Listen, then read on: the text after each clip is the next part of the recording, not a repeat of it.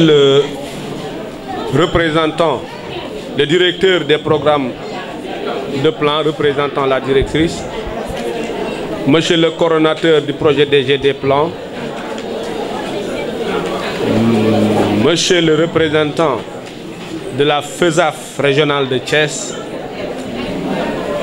monsieur le président de l'association des parents d'élèves de l'INEFJA, monsieur les représentants des associations des personnes handicapées, MPSAS, APIJAS, Sunuyene, etc.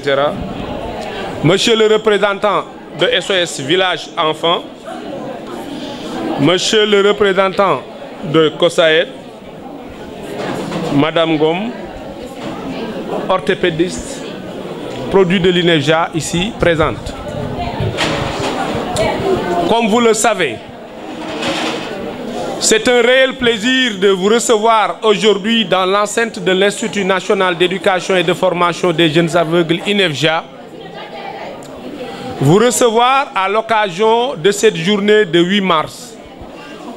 Cette journée de 8 mars, déclarée Journée internationale de la femme, et nous allons en profiter pour rendre hommage à nos valeureuses et braves, battantes femmes.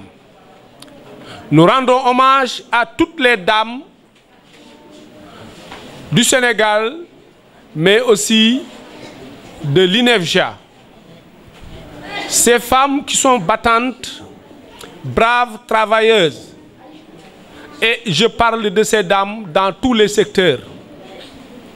Comme vous le savez, la femme, elle est fille, elle est sœur, elle est épouse, elle est mère.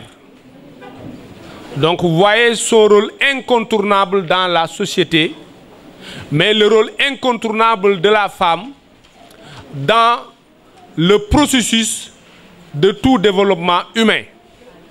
Et vous voyez que la femme est au début et à la fin de tout ce qu'on pourrait appeler le bonheur et l'épanouissement de l'homme. Donc, nous rendons un vibrant hommage à ces dames à l'occasion de cette fête.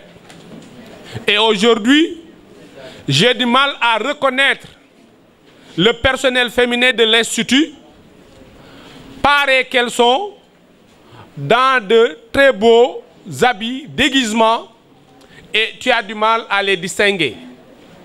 Donc, machallah pour cette belle toilette. Yal na yalla rappel ko ak jàmm. Mais tey vous avez placé vraiment la barre très haut.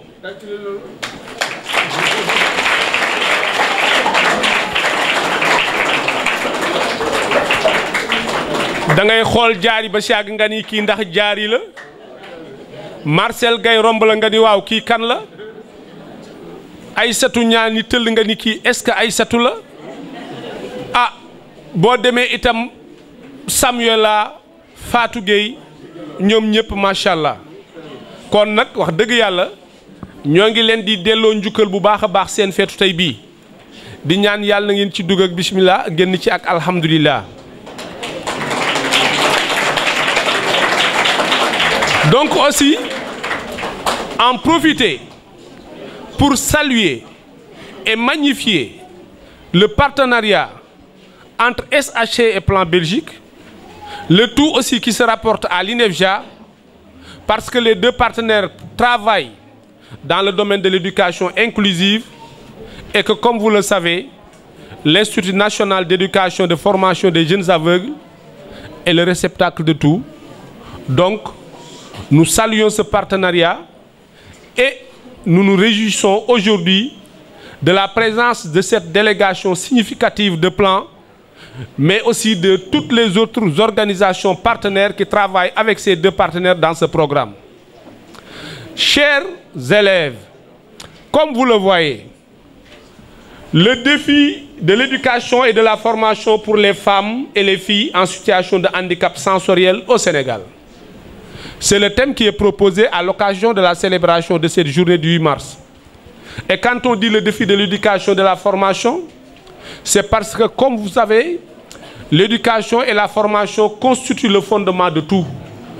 Sans une bonne éducation, sans une bonne formation, la personne ne peut rien réaliser. Et aussi pour être autonome, pour pouvoir gérer ses propres affaires, il faut être bien éduqué, recevoir une bonne éducation et aussi recevoir une bonne formation. C'est la raison pour laquelle je me réjouis beaucoup de la pertinence de ce thème, à savoir le défi de l'éducation pour les femmes et les filles.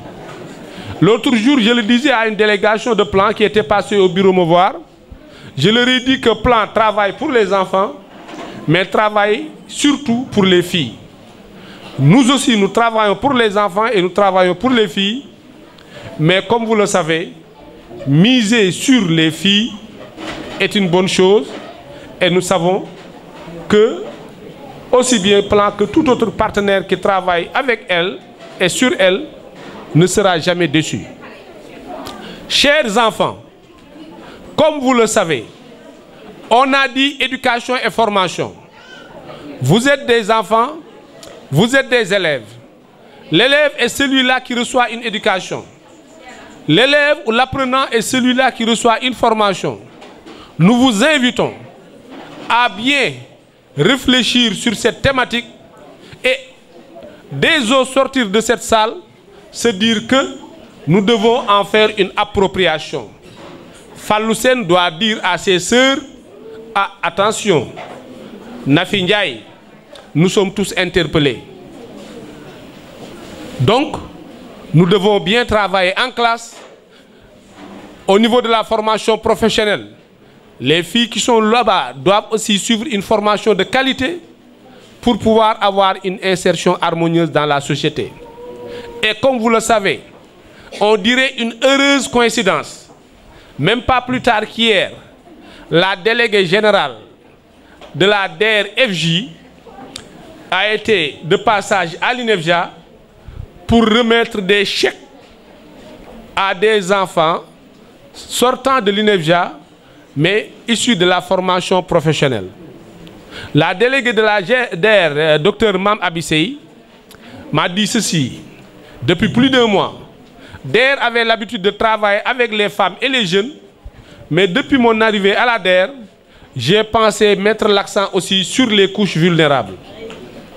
Et je lui dis que travailler avec les couches vulnérables serait une très bonne chose. Et en le faisant aussi, vous ne faites que vous conformer aux textes qui régissent les droits de l'homme, notamment avec l'article 24 de la Convention des Nations Unies pour les personnes handicapées, qui dit que ces personnes ont le droit à l'éducation, ces personnes ont le droit à la formation, ces personnes ont le droit de participer à toutes sortes d'activités. Et hier, la DER/FJ a donné des chèques aux enfants avec un montant de 40 millions. 40 millions.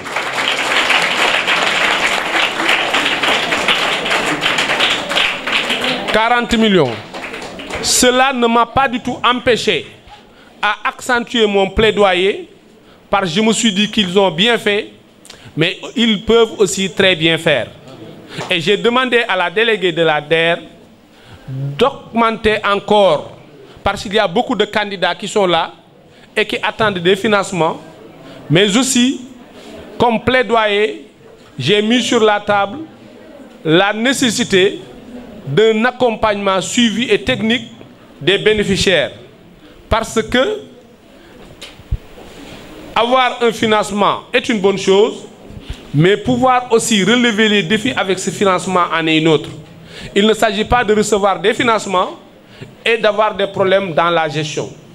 Et cela aussi, la DER s'est engagée, avant de quitter, à me dire qu'ils vont venir faire le suivi de temps en temps. Pour vous dire quoi? Pour vous dire que, chers élèves, chères filles, Fallou, vous allez m'excuser aujourd'hui parce que je vais m'appesantir surtout sur les filles, parce que aussi, Aujourd'hui, c'est la journée internationale de la femme. Donc, vous devez me comprendre quand je parle des filles. Et je dirais que, chères filles, donc il faut relever les défis. Il faut bien étudier, être bien formé pour pouvoir gérer ces financements. Maintenant, tout à l'heure, on a parlé de handicapés visuels. On a parlé de formation et d'éducation. Mais vous savez qu'avec la formation, avec l'éducation, cela va montrer à la face du monde que le handicap n'est pas un obstacle à la réussite sociale.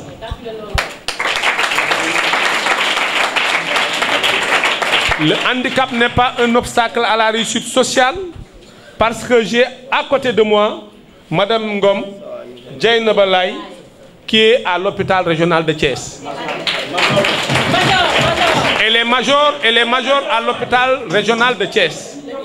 Et aussi, pour vous dire qu'elle peut vous servir d'exemple. Elle peut vous servir de référence. Et vous allez vous dire quoi? Vous allez vous dire que nous aussi donc, nous pouvons aussi réussir dans la vie.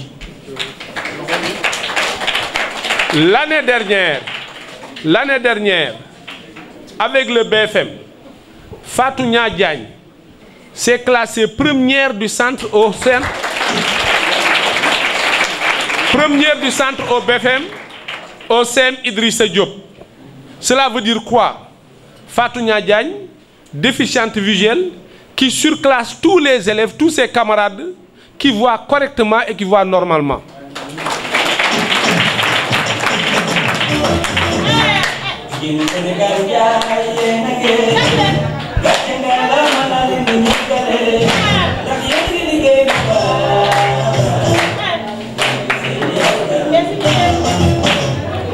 Donc vous dire que tout à l'heure aussi, j'avais dit que je n'allais parler que des filles, mais ce serait une erreur de passer sous silence les belles performances de Matar Sow l'année dernière, qui est élève de l'INEFJA, qui a eu le baccalauréat avec la mention assez bien, qui s'était aussi classé premier dans sa classe.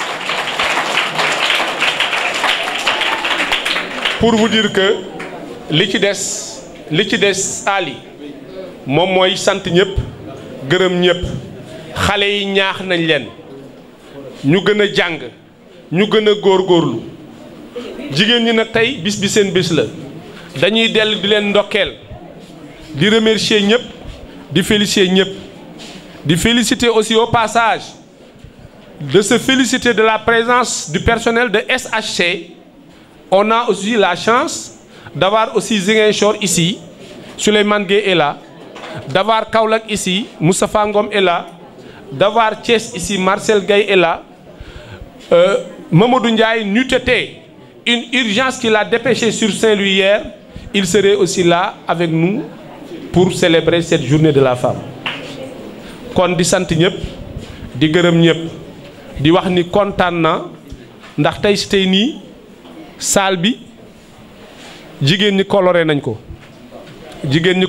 bu baax a baax ah ñuy ñaan nag yàlla na bis bi continuer nii travaux yi ngeen di continuer yàlla nañ ko continuer ci jàmm agenda bi ñu exécuter que dans les règles de l'art di leen wax ni ci kàddu yooyu laay déclarer donner un mot de bienvenue à toute l'assistance di leen dalal jàmm fii ci institut bi mais nag itam di wax ni mën nañu daanaka ubbi travaux wu journée bi nga xam ni agenda baa ngi nii après Ali dina ñëw ci agenda bi ma leen di bàyyi aussi avec le directeur des études de monsieur Abdourahmane Dia moom mi nga xamante ni que dina ma fi toogal continuer le reste des activités di sant ñëpp di gërëm ñëpp waaye nag itam di wax ñi Pa Ndiaye ma ngi fi